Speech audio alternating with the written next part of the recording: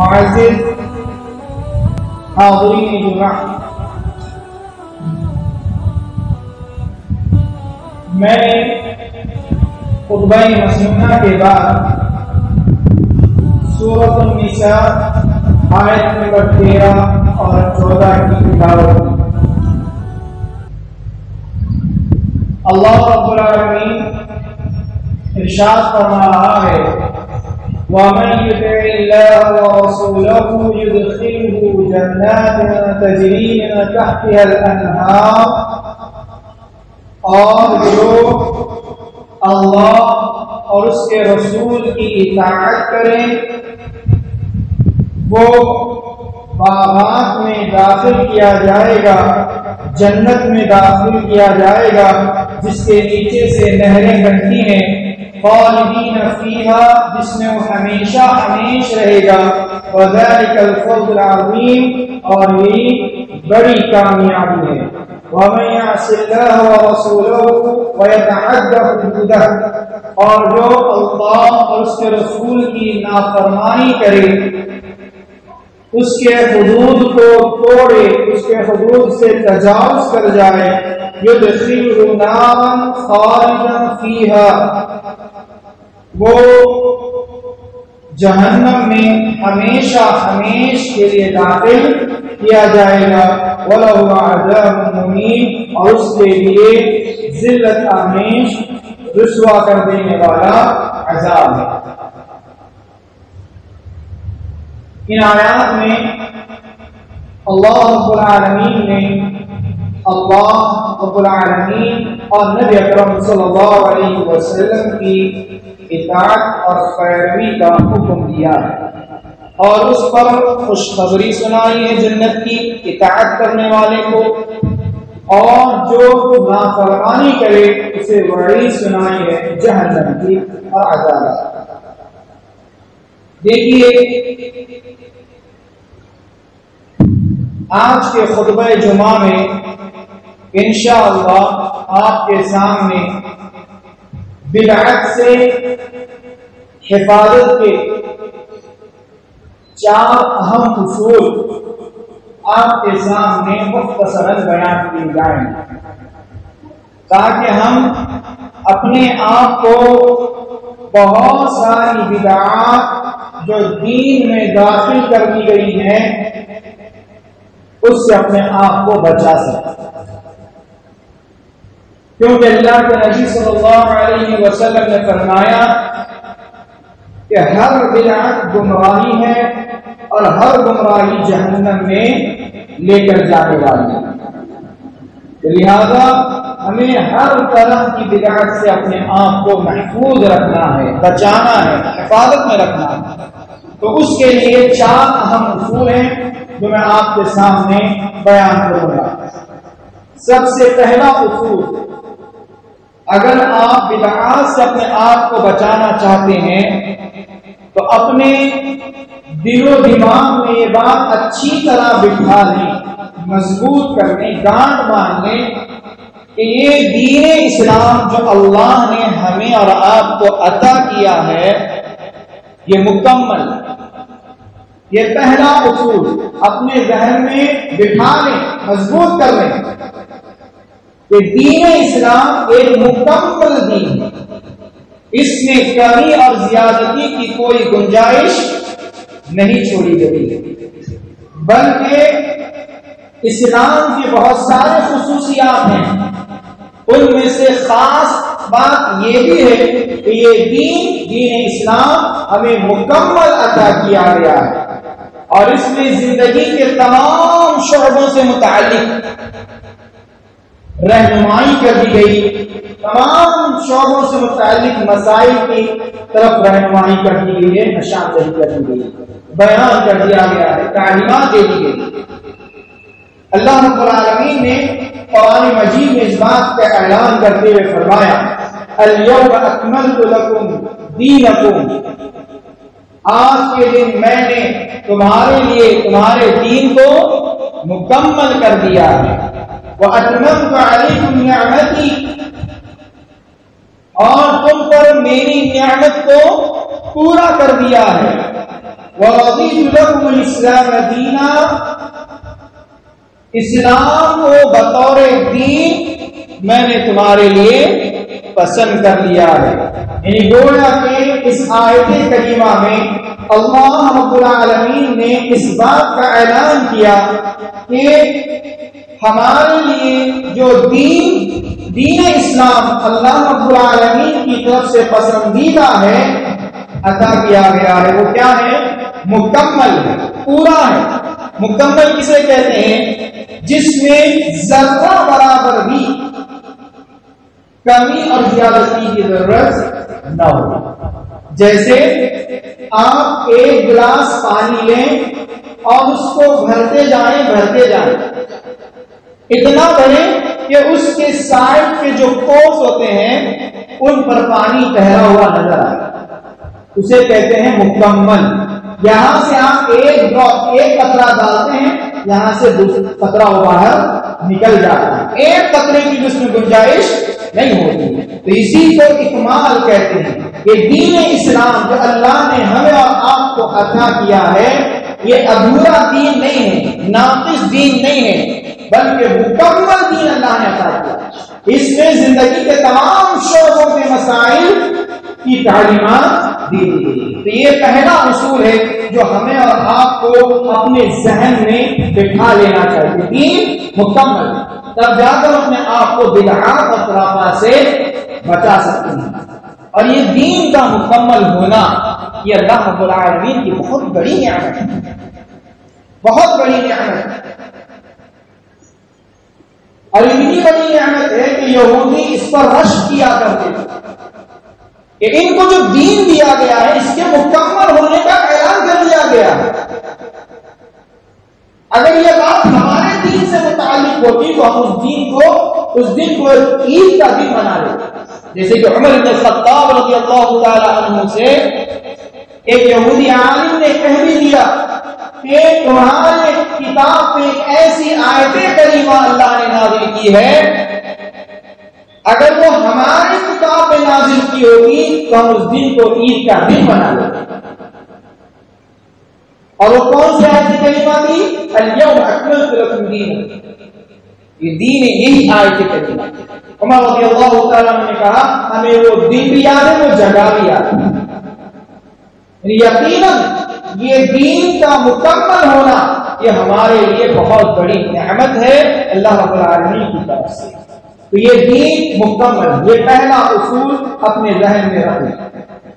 دوسری بات یا دوسرا اصول، اپنے آپ کو بدعات اور خرافات سے بچانا چاہتے ہیں، خالص دین پر رکھنا چاہتے ہیں، تو یہ دوسرا اصول اپنے ذہن میں رکھیں کہ نبی صلی اللہ علیہ وسلم نے ہر خیر کا حکم ہمیں اور آپ کو دے دیا ہے، ہر شر سے ہمیں اور آپ کو روک دیا ہے۔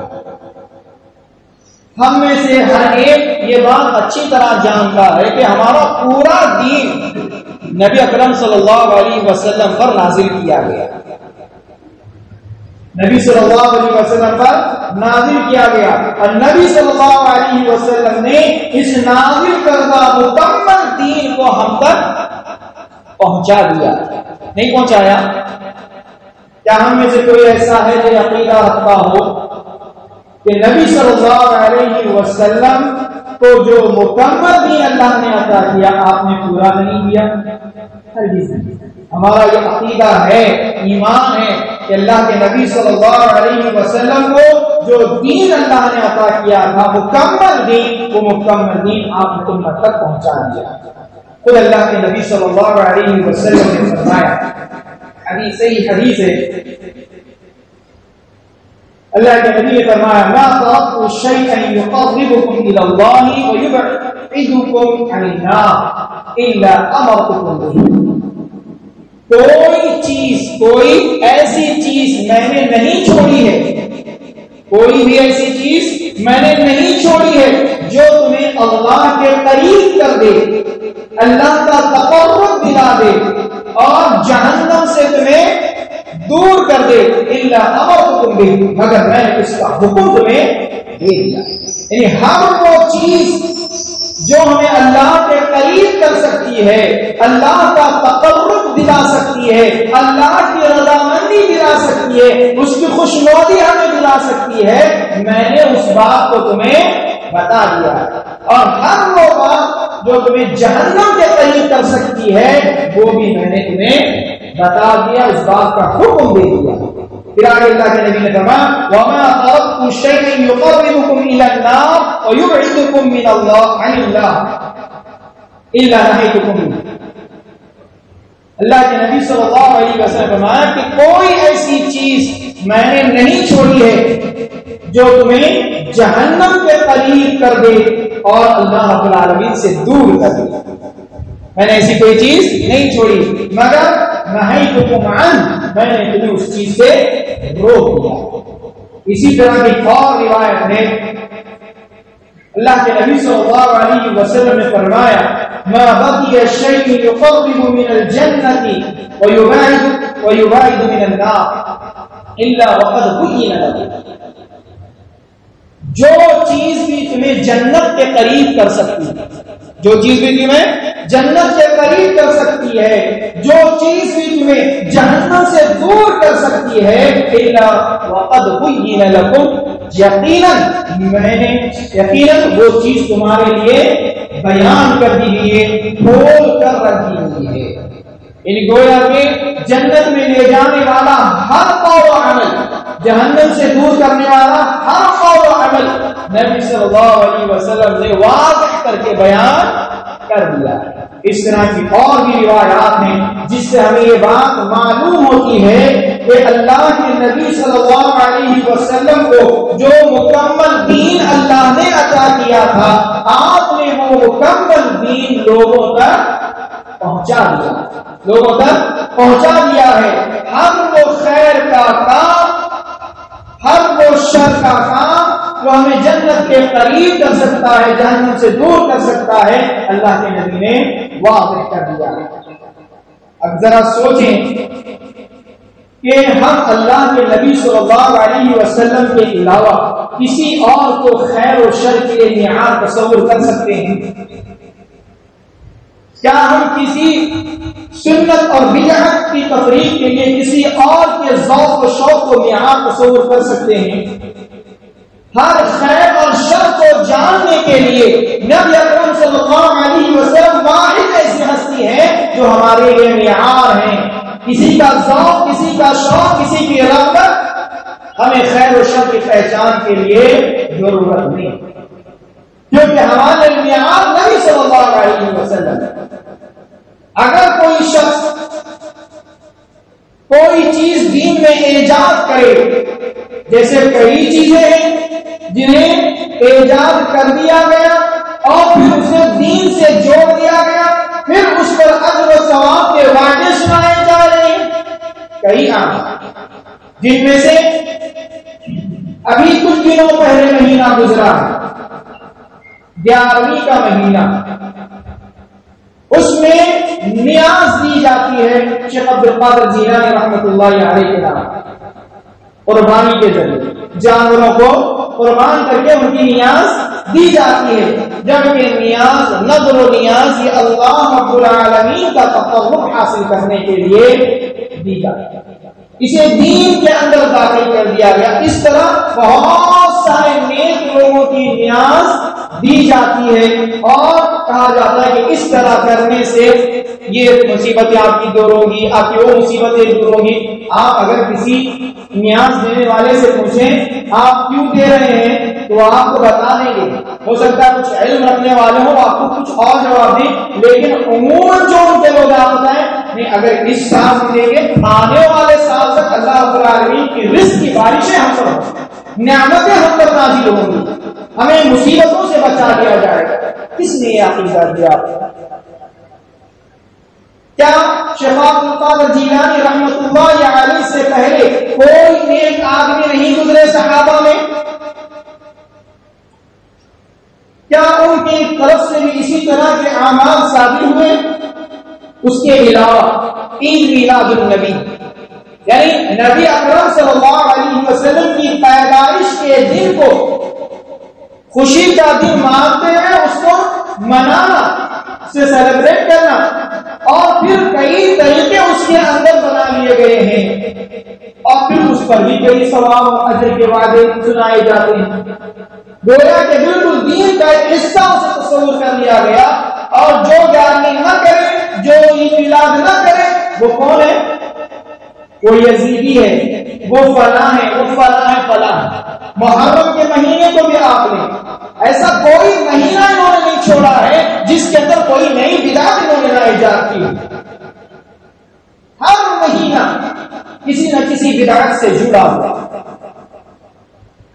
شب برات ہے، شب معراج ہے، جس کے دنوں کو روزوں سے خاص کر دیا جاتا ہے، جس کی راتوں کو عبادت سے خاص کر دیا جاتا ہے.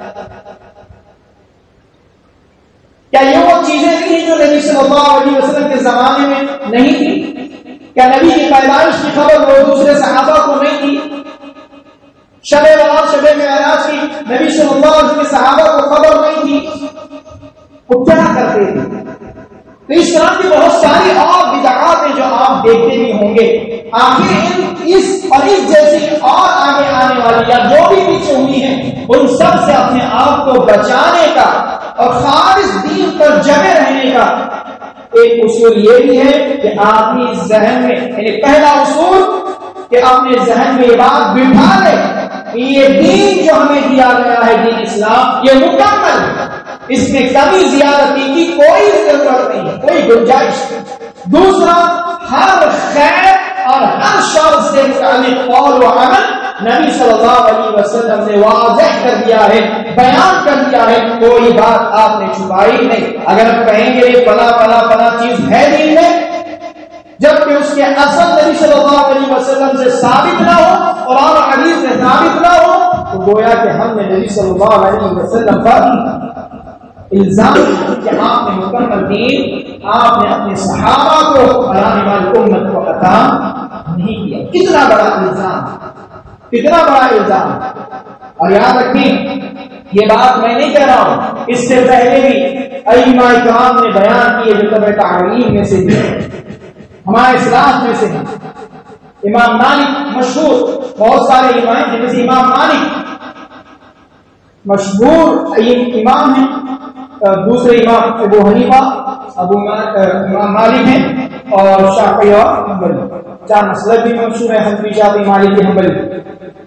تو امام مالک رحمۃ اللہ علیہ کہتے ہیں، کیا کہتے ہیں؟ سنیے، من ابتدع فی الاسلام بدعۃ، کسی شخص نے اسلام کے اندر، اس میں اسلام میں کوئی بدعت ایجاد کی، کوئی نیا کام ایجاد کیا، یراہ حسنا، پھر اس نے سوچا، اس نے سمجھا، اس نے گمان کیا، اس نے دیکھا کہ وہ اچھا ہے، کام اچھا ہے. اب یہاں سوال ہوتا ہے نا، برائی کیا ہے اس میں؟ میلاد میں ہوتا کیا ہے؟ نبی کی سیرت پڑھی جاتی ہے، نبی کے مقام کو بیان کیا جاتا ہے، فلاں ہوتا ہے، فلاں ہوتا ہے. گیارہویں میں غریبوں کا پیٹ بھرتا ہے، ضرورت مندوں کی ضرورتیں پوری ہوتی ہیں، فلاں فلاں. نہ روزہ رکھ رہے ہیں، روزے کا اجر ملے گا شب معراج کو، شب برات کو، نمازیں پڑھتے ہیں رات میں، کیا برا ہے اس میں؟ اچھا ہی تو ہے. کوئی برا کر رہے ہیں، کوئی ڈانس کر رہا ہے، کوئی میوزک بج رہی ہے، کیا ہے اس میں؟ کوئی فحاشی ہو رہی ہے، نہیں، اچھا ہے، کیا برا ہے اس میں؟ امام مالک رحمۃ اللہ علیہ کہتے ہیں، من ابتدع فی الاسلام بدعۃ، کوئی شخص اسلام میں کوئی نیا کام ایجاد کرے، نئی بدعت ایجاد کرے، یراہ حسنا، پھر اسے اچھا تصور کرے. کیونکہ ایک بدعت کہتی ہے اس کو جس کی اصل پیچھے نبی اور صحابہ کے زمانے میں قرآن حدیث میں نہ ملی، تو جسے اچھا وہ سمجھے. فقد زعم ان محمدا خان، اس نے کیا سمجھا؟ اگر کوئی بدعت ایجاد کرے اور سوچے کہ یہ اچھا کام ہے، یہ اچھی بدعت ہے، تو بدعت نے فقد زعم ان محمدا خان الرسالہ، تو اس نے یہ گمان کر لیا، اس نے یہ سوچ لیا، اس نے یہ اپنے ذہن میں بٹھا لیا کہ محمد صلی اللہ علیہ وسلم نے اپنی رسالت میں خیانت کر دی. یہ میں نہیں کہہ رہا ہوں، امام مالک رحمۃ اللہ علیہ کا قول. اس طرح کے کئی ائمہ نے اس بدعات پر جو ہے نشاندہی کی. اور آگے کیا کہتے ہیں؟ پھر کہتے ہیں اقرأوا قول اللہ تبارک و تعالی، پھر کہتے ہیں کہ اللہ رب العالمین کا ایک قول ہے قرآن مجید میں، کھول کے پڑھو۔ جو بدعت ایجاد کرتے ہیں سوچتے ہیں کہ اچھا ہے، اس سے برا کیا ہے، وہ گمان کر رہے کہ نبی نے رسالت میں خیانت کی، اور وہ بھی کہتے ہیں کہ میں ایسے نہیں کہہ رہا۔ کتاب کھولو قرآن مجید، اس میں اللہ رب العالمین کی آیت کریمہ پڑھو۔ کون سی آیت کریمہ؟ اليوم اکملت لکم دینکم واتممت علیکم نعمتی ورضیت لکم الاسلام دینا۔ اللہ نے اعلان کر دیا ہے کہ تمہارا دین تمہارے لیے مکمل کر دیا گیا ہے، تم پر میری نعمت پوری کر دی گئی ہے، تمہارے لیے دین اسلام پسند کر لیا گیا ہے۔ ان گویا کہ خود کہتے ہیں کہ دین مکمل ہے، اس کے بعد کسی بدعت کی گنجائش نہیں۔ اگر کوئی بدعت ایجاد کرے سے اچھا سمجھے اور نبی صلی اللہ علیہ وسلم کو خیانت کرنے والا تصور کرتا ہے، پھر تو ہم وہ مشرکین سے بھی گئے گزرے تھے، وہ نبی پر ایمان تو نہیں رکھتے تھے لیکن آپ کو امین و صادق کے لفظ سے پکارا کرتے تھے۔ ہم امتی ہونے کے باوجود اگر اس طرح کے الزامات نبی صلی اللہ علیہ وسلم پر لگائے، اور آگے لکھتے ہیں کیا کہتے ہیں؟ وَلَا يَسْلُكُ آخِرُ هَذِهِ الْأُمَّةِ، اس امت کے آخری حصے کا، اس امت کے آخری حصے کی اصلاح کیسے ہو سکتی ہے؟ إِلَّا بِمَا صَلَحَ بِهِ أَوَّلُهَا، اسی طریقے پہ ہو سکتی ہے جس طریقے پہ اولین کی ہوئی تھی، یعنی پہلی جو جماعت تھی اس امت کی، صحابہ، ان کی جن باتوں پہ جس طریقے پہ اصلاح ہوئی تھی، ان کو جس طریقے پہ سدھارا گیا تھا، جس طریقے پہ ان کا تزکیہ کیا گیا تھا، انہیں پاک کیا گیا تھا، انہیں مومن بنایا گیا تھا، اسی طریقے پہ تزکیہ، اسی طریقے پہ پاک اس آخری امت کی بھی ہو سکتی ہے۔ اور وہ طریقہ کیا ہے؟ آپ جانتے ہیں اللہ کے نبی صلی اللہ علیہ وسلم کے زمانے میں قرآن ہی تھا، اور آپ خود ایک سب سے بڑی دلیل آپ کا قول، اس کے علاوہ کوئی اور چیز تھی؟ خالص دین اللہ کے نبی صلی اللہ علیہ وسلم نے دیا، اور اسی سے آپ صلی اللہ علیہ وسلم تزکیہ کیا۔ تو کہتے ہیں کہ آخری امت کی اصلاح تم چاہتے ہو، اس امت کے آخری لوگوں کی اصلاح چاہتے ہو، تب بھی اسی طریقے پہ ہوگی جس طریقے پہ پہلوں کی ہوئی ہے، پھر کوئی نیا طریقہ لانے کی ضرورت نہیں ہے۔ اور آگے کہتے ہیں فَمَا لَمْ يَكُنْ يَوْمَئِذٍ دِينًا لَا يَكُنُ الْيَوْمَ دِينًا، جو اس دن دین نہیں تھا وہ آج بھی دین نہیں تصور کیا جائے۔ سوچیں کہ آخر یہ بتانے کا مقصد یہ کہ دوسرا اصول کہ ہم یہ بات اپنے ذہن میں دماغ میں بٹھا لیں کہ اگر ہم بدعات سے بچنا چاہتے ہیں تو یہ دین مکمل ہے۔ دوسرا اصول، دین ہر خیر اور شر سے متعلق قول و عمل نبی صلی اللہ علیہ وسلم نے واضح کر دیا۔ تیسرا اصول، اگر ہم بدعات سے بچنا چاہتے ہیں تو یہ ذہن میں یاد رکھیں، نبی اکرم صلی اللہ علیہ وسلم سے بڑھ کر متقی، پرہیزگار، اجر و ثواب کا شہدائی کوئی اور نہیں ہو سکتا۔ کیا نبی سے بڑھ کر کوئی متقی ہو سکتا ہے، پرہیزگار ہو سکتا ہے، عبادت گزار ہو سکتا ہے؟ ہرگز نہیں ہو سکتا۔ نبی سے بڑھ کر کوئی عبادت گزار نہیں، کوئی متقی، کوئی پرہیزگار نہیں۔ تو یہ اصول اپنے ذہن میں بٹھا لیں۔ تیسرا اصول کہ نبی سے بڑھ کر متقی پرہیزگار کوئی نہیں۔ دیکھیں تو ہمیں کیا کرنا چاہیے کہ عبادت گزار نبی ہیں، اب آپ نے کون کون سے طریقے اپنے آپ کو متقی اور پرہیزگار بنانے کے لیے اختیار کیے، کیا کیا آپ نے عبادتیں کی، وہی عبادتیں ہمارے لیے کافی ہیں کہ نہیں کافی؟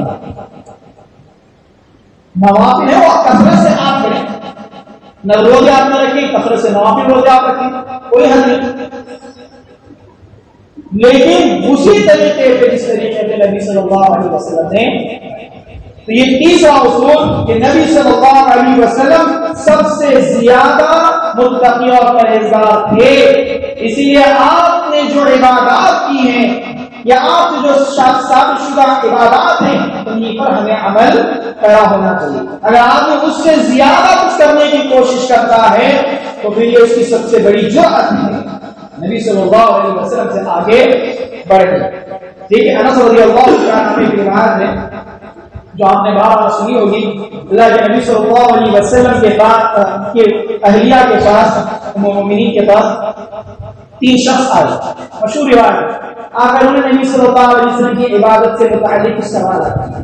نبی صلی اللہ علیہ وسلم کی عبادت میں نبی بڑے متقی پرہیزگار عبادت گزار نبی ہیں، ایسی عبادت کرتے ہیں، تو عبادت سے متعلق آپ کے تقوی پرہیزگاری سے متعلق سوالات تینوں نے انہوں نے بتایا کہ آپ ایسا کرتے ہیں، آپ ایسا کرتے ہیں، یعنی آپ صلی اللہ علیہ وسلم روزے رکھتے ہیں، آپ صلی اللہ علیہ وسلم ہاتھ اٹھ کے نمازیں پڑھتے ہیں، آپ تلاوت کرتے ہیں، فلاں اتنے ہیں۔ اللہ کے نبی صلی اللہ علیہ وسلم کے بارے میں انہوں نے بیان کیا آپ کی عبادت کے بارے میں۔ تو ان تینوں نے اٹھتے اٹھتے کیا کہا؟ ایک نے کہا کہ میں آج کے بعد رات بھر قیام کروں گا، رات بھر عشاء سے لے کے فجر تک قیام کروں گا، نماز پڑھتا ہی رہوں گا، پڑھتا ہی رہوں گا، پڑھتا ہی رہوں گا۔ کوئی برا کام ہے؟ کوئی برا کام ہے نماز پڑھنا؟ نہیں۔ دوسرے نے کہا میں ہر دن روزہ رکھوں گا، مہینے میں سال میں 360 دن ہے تو 360 دن کے روزے رکھوں گا، یعنی ہر دن روزہ رکھوں گا، کوئی دن کا روزہ ناغا نہیں کروں گا۔ برا کام ہے، روزہ رکھنا ثابت ہے کیا نہیں ہے، نماز پڑھنا ثابت ہے کیا نہیں ہے، اچھے کام ہے نا۔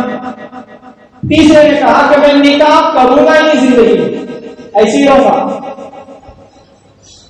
نکاح میں کروں گا ہی۔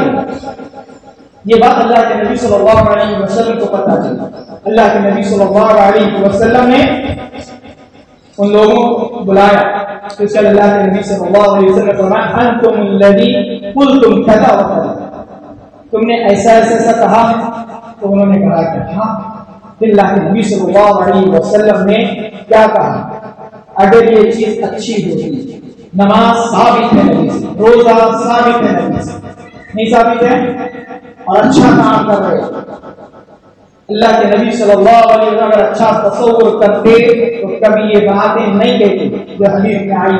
اللہ کے نبی نے فرمایا اما واللہ، سنو اللہ کی قسم، انی لاخشاکم للہ واتقاکم لہ، میں تم میں سب سے زیادہ اللہ سے ڈرنے والا، اللہ کی خشیت رکھنے والا، سب سے زیادہ متقی اور پرہیزگار ہوں، لیکن اصوم و افطر، لیکن میں کبھی روزہ رکھتا ہوں اور کبھی روزہ چھوڑ بھی دیتا ہوں، لگاتار روزے رکھنا یہ میری عادت نہیں، یہ میری طریقہ نہیں، میری سنت نہیں۔ اب میں مصلی و ارقد، میں نمازیں پڑھتا بھی ہوں رات میں اور سوتا بھی ہوں،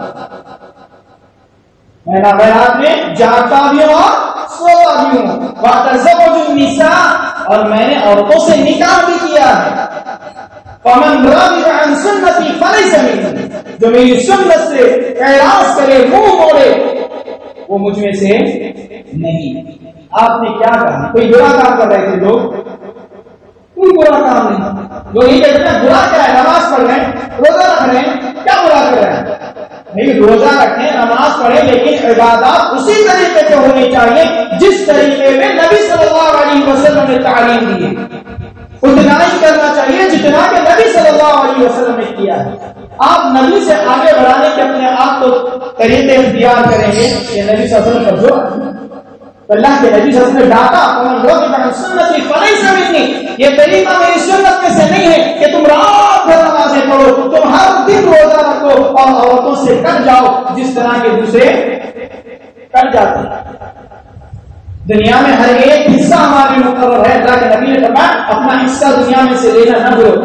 ہمیں رہبانیت نہیں سکھائی گئی ہے اسلام میں، رہبانیت عیسائیت میں، ہمارے دین میں رہبانیت نہیں کہ ہر چیز سے کٹ کے جنگلوں میں چلے گئے، بیوی نہیں، بچے نہیں، کام نہیں، کچھ نہیں، صرف عبادتیں، اور یہ تصور کرنے کے سب عبادتوں میں رکاوٹ ہے، اسلام میں نہیں رہبانی۔